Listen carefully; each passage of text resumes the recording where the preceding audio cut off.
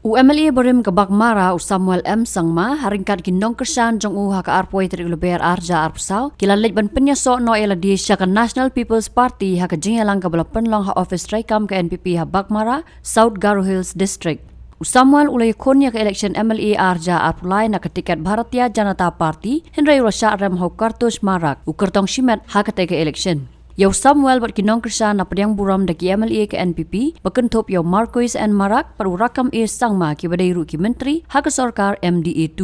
Ang ayan na ribanaska amni mandira baksa kumunga. Wamang siya na singa na shima atsen daw NPP partiyo na pe napuaga na shima mai ko ba akan gelma nesna.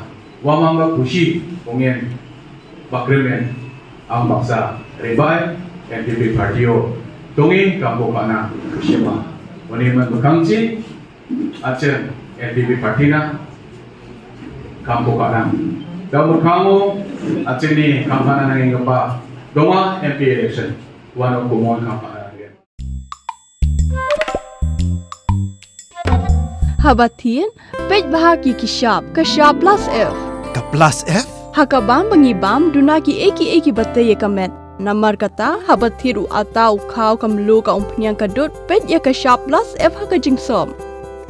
Yaki nutrient kumki vitamin bat ka ayan la icon diat bada ka batau bha kam kta ika dur jingki marbam ka jing mat lani ka rukom shed yaki balehi banai kita kadon ka we ka jing mentoy ba kongsan ka kot ka kia ka nutrition ba khambha ka jing im ba khambha pendon kam daki marbam madon ka sharp plus F menta ka sngi Lawan Ra Shafi Lingba ko office jong Commissionerate of Food Safety Meghalaya.